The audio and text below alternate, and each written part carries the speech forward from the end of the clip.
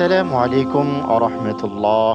প্রিয় দর্শক, আজকের ভিডিওটি সাজানো হয়েছে মুসা নবীর জন্মের সময় বিভিন্ন অলৌকিক ও অজানা তথ্যাবলী দিয়ে। ভিডিওটি দেখলে আপনি নিজেই বলতে বাধ্য হবেন যে আপনার প্রত্যেকটি মিনিট সেকেন্ড কাজে লেগেছে ইনশাআল্লাহ।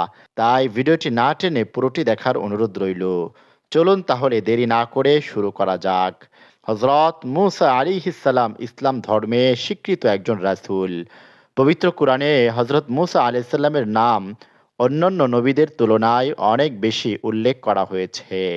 ধারণা করা হয় মুসা আলাইহিস সালাম আনুমানিক ১২০ বছর জীবিত ছিলেন। হজরত মুসা আলাইহিস সালাম যে সম্প্রদায়ে জন্মগ্রহণ করেছিলেন সে সম্প্রদায়ের নাম বনি ইসরাইল। তিনি মিশরের লিবাইট নামের ইসরায়েলি গোত্রে জন্মগ্রহণ করেছিলেন। তার পিতার নাম ছিল আমরাম আর মায়ের নাম ছিল যোশিবিদ। তখন মিশরের সম্রাট ছিল ফেরাউন রামিসিস। কয়েকজন জ্যোতিষী গণনা করে ফেরাউন রামিসিসকে বলেছিলেন বনি ইসরাইল পরিবারের মধ্যে এমন এক সন্তান জন্মগ্রহণ করবে যে ভবিষ্যতে মিশরের পক্ষে বিপজ্জনক হয়ে উঠতে পারে, এমনকি আপনার রাজত্ব ধ্বংসের কারণ হতে পারে।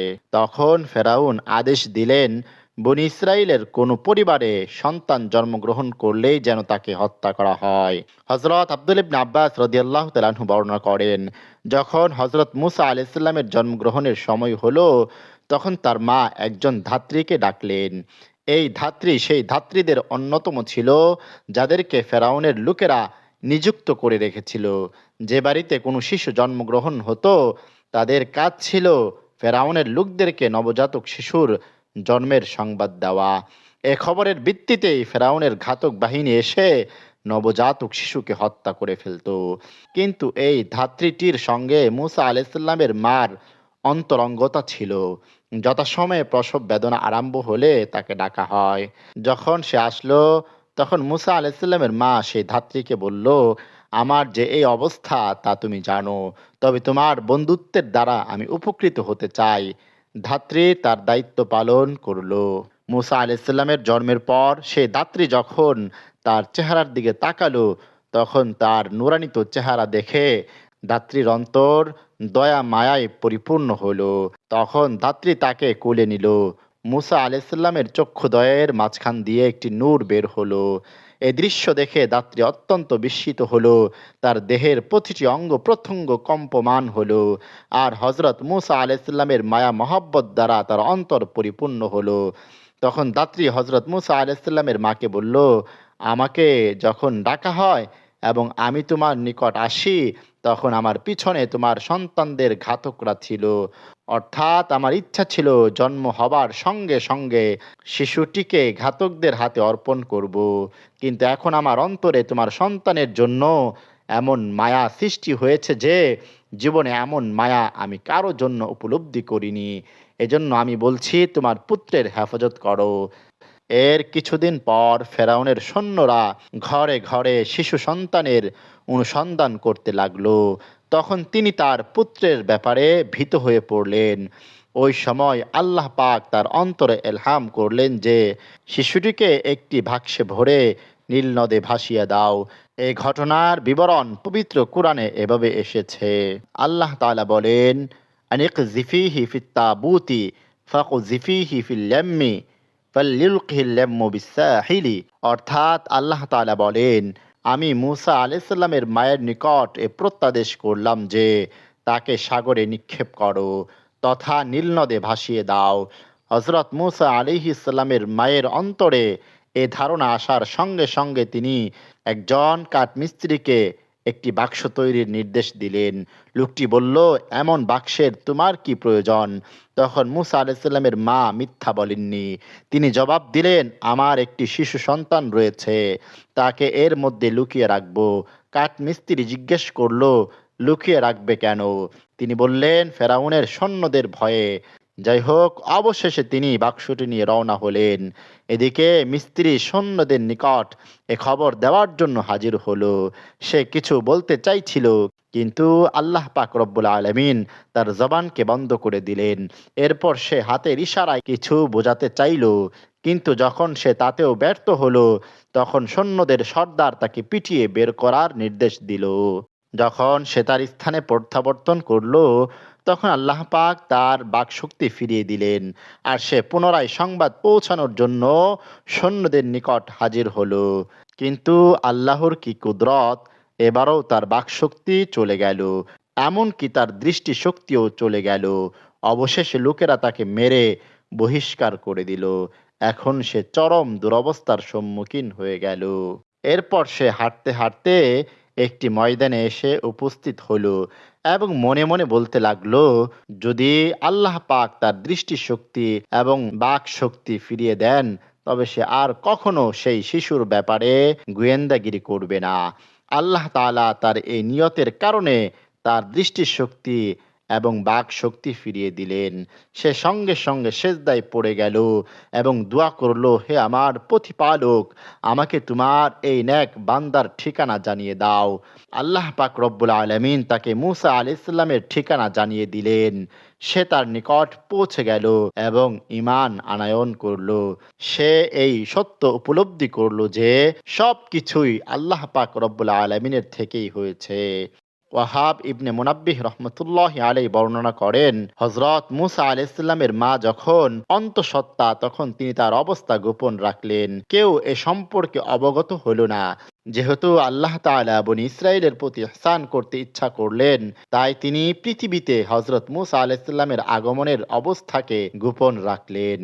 এখানে একটি বিষয় উল্লেখযোগ্য, তা হলো যখন বনী ইসরাইলের অনেক পুত্র সন্তানকে হত্যা করা হলো, তখন ফেরাউনের জাতির পক্ষ থেকে এর প্রতিবাদ করা হলো এই মর্মে যে, যদি তাদেরকে এভাবে হত্যা করা হয়, তবে অবশেষে আমরা গোলাম কোথায় পাব এবং পরিণামে আমাদেরকেই যাবতীয় কাজ কর্ম করতে হবে। ফেরাউনের জাতি কিপ্তিদের পক্ষ থেকে উত্থাপিত এই দাবির প্রেক্ষিতে ফেরাউন এই সিদ্ধান্ত গ্রহণ করলো যে 1 বছর বনী ইসরায়েলের পুত্র সন্তানকে হত্যা করা হবে, আরেক বছর তাদেরকে হত্যা করা হবে না। যে বছর হত্যা না করার সিদ্ধান্ত ছিল, সে বছর হযরত হারুন আলাইহিস সালাম জন্মগ্রহণ করেছিলেন, আর যে বছর হত্যা করার সিদ্ধান্ত ছিল, সেই বছরেই হযরত মুসা আলাইহিস সালামের জন্ম হলো। যেহেতু ফেরাউনের লোকেরা বনী ইসরায়েলের পুত্র সন্তানদের ব্যাপারে ধাত্রীদেরকে গোয়েন্দাগিরির কাজে ব্যবহার করেছিল, তাই প্রতি মুহূর্তে ঘরে ঘরে অনুসন্ধান কার্য চলত। আল্লাহ পাক রব্বুল আলামিন তার বিশেষ রহমতে এ ব্যবস্থা করেছেন যে হযরত মুসা আলাইহিস সালামের মার দেহে কোনো পরিবর্তন লক্ষ্য করা যায়নি। যখন হযরত মুসা আলাইহিস সালাম জন্মগ্রহণ করলেন, তখন তার বোন মরিয়ম ব্যতীত আর কেউ জানতে পারল না। আল্লাহ পাক রব্বুল আলামিন হযরত মুসা আলাইহিস সালামের মার অন্তরে এ কথার ইলহাম করলেন যে, তুমি শিশু সন্তানটিকে দুধ পান করাতে থাকো। যখন ফেরাউনের লোকদের তরফ থেকে কোনো প্রকার আশঙ্কা হয়, তখন তাকে নীল নদে ভাসিয়ে দিও।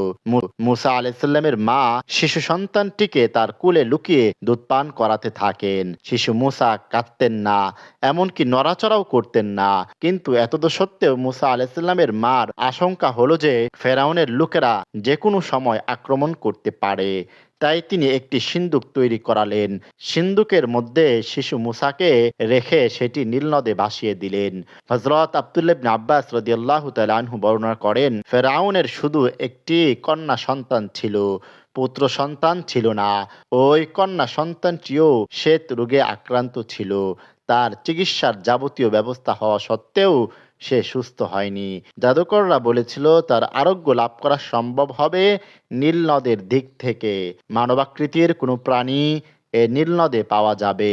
তার মুখের লালা যদি ব্যবহার করা যায়, তবে শ্বেতরোগ ভালো হয়ে যাবে এবং কন্যাটি পরিপূর্ণ সুস্থ হয়ে যাবে। আর সেটি পাওয়া যাবে অমুক দিন সূর্য উদিত হওয়ার সময়। ওই দিন ছিল সোমবার। ফেরাউন নীল নদের তীরে তার বসার স্থান তৈরি করলো। তার সাথে ছিল স্ত্রী আসিয়া বিনতে মুজাহেম। ফেরাউনের এই অসুস্থ কন্যাটিও ছিল। হঠাৎ একটি সিন্দুক ভাসমান অবস্থায় দেখা গেল। ফেরাউন আদেশ করলো, ভাসমান বস্তুটি নিয়ে আসো। ক্ষণিকের মধ্যে তার পরিচালকরা সিন্দুকটি ফেরাউনের সামনে এনে রেখে দিল। তারা সিন্দুকটি খোলার চেষ্টা করলো, কিন্তু ব্যর্থ হলো। পরে ফেরাউনের স্ত্রী আসিয়া কাছে আসলেন এবং তিনি সিন্দুকের ভিতর একটি নূর দেখতে পেলেন যা অন্য কেউ দেখতে পারেনি।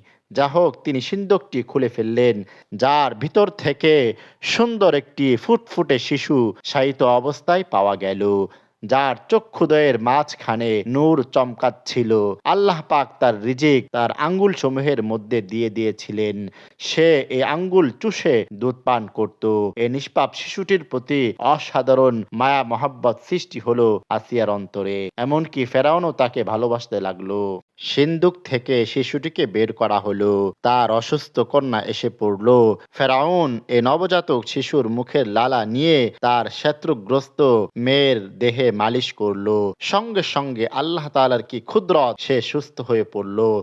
এই দৃশ্য এবং কুদরত দেখে ফেরাউন শিশু মুসাকে কুলে তুলে নিল এবং তাকে আদর করতে লাগলো। পবিত্র কোরআনে এ সম্পর্কে বলা হয়েছে, আল্লাহ তাআলা বলেন, এরপর ফেরাউনের পরিবারের লোকজন তাকে উঠিয়ে নিল, যাতে সে তাদের শত্রু এবং তাদের দুঃখের কারণ হতে পারে। অর্থাৎ ভবিষ্যতে হযরত মুসা আলাইহিস সালাম তাদের দুশমন হবেন এবং তাদের দুশ্চিন্তার কারণ হবেন। এরপর এরশাদ হচ্ছে, অর্থাৎ নিশ্চয়ই ফেরাউন, হামান এবং তাদের সৈন্যবাহিনী ভুল করেছিল।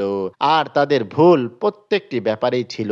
যেমন হযরত মুসা আলাইহিস সালাম জন্মগ্রহণ করবেন এই ভয়ে হাজার হাজার নিষ্পাপ শিশুকে তারা হত্যা করেছে। এটি ছিল তাদের মারাত্মক ভুল।